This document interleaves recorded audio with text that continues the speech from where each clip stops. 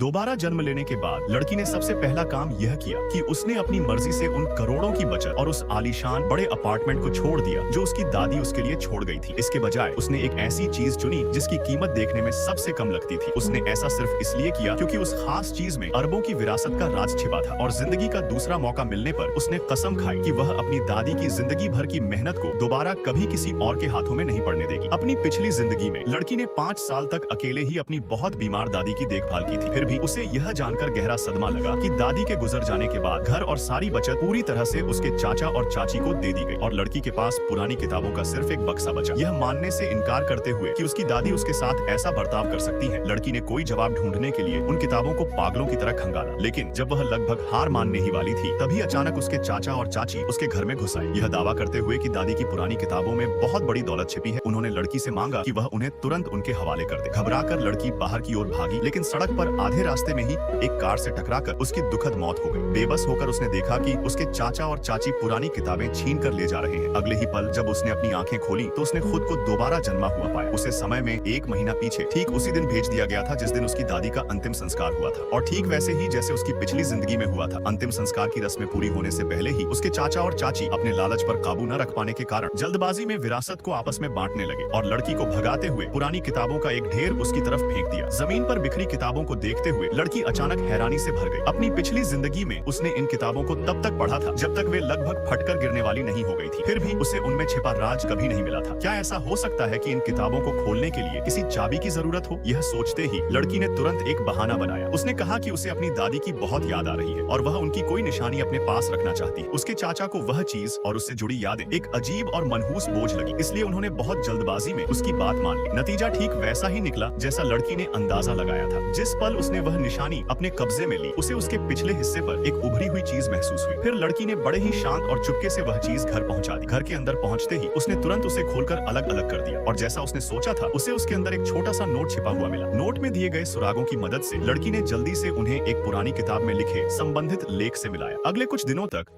उसने बड़ी मेहनत से उस निकाले गए लेख को बार बार जमाया और फिर से जोड़ा ताकि वह उस राज का पता लगा सके जो उसकी दादी पीछे छोड़ गई थी। इस बीच उसके चाचा और चाची बारी बारी से उसके घर आते रहे। उनकी हर बात में उसे टटोलने और उसकी परीक्षा लेने की हल्की सी कोशिश छिपी होती थी। शुरू में लड़की को डर था कि उन्हें किसी तरह विरासत से जुड़े उस राज के बारे में पता चल गया है, लेकिन जब उसके चाचा ने उसे गोद लेने का प्रस्ताव रखा, तब जाकर उसने राहत की सांस। असल में उनका असली मकसद तो वह घर था, वही घर जो उसकी माँ उसके लिए छोड़ गई थी। अपनी खराब सेहत का बहाना बनाकर लड़की ने तुरंत उन्हें वहाँ से चलता कर दिया। लगातार 2 दिनों तक गहन पढ़ाई करने के बाद लड़की आखिरकार किताब में लिखे लेख के टुकड़ों को जोड़कर एक खास पता बनाने में कामयाब हो गई। वह पता उसे ठीक उसी चाय की दुकान तक ले गया जहाँ उसकी दादी अक्सर जाया करती थी। खुशी से झूमती और उत्साह से कांपती हुई लड़की अपने सवालों के जवाब ढूंढने के लिए तुरंत उस चाय की दुकान की ओर चल पड़ी। लेकिन अचानक ही उसके चाचा उसके दरवाजे पर आ धमके। अपनी पिछली जिंदगी में ठीक इसी पल उसके चाचा और चाची जबरदस्ती घर में घुसकर वह किताब छीन ले गए थे। लेकिन इस जिंदगी में लड़की ने कसम खाई थी कि वह अब कभी भी खुद को किसी का बेबस शिकार नहीं बनने देगी। तब तक दरवाजे के बाहर इंतजार कर रहे उसके चाचा और चाची को यह एहसास हो चुका था कि कुछ तो गड़बड़ है। आखिर अपनी जिंदगी में उनकी दादी एक बहुत बड़ी कंपनी में ऊंचे पद पर काम करती थी और उनकी सालाना तनख्वाह ही। नेक्स्ट पार्ट के लिए चैनल को सब्सक्राइब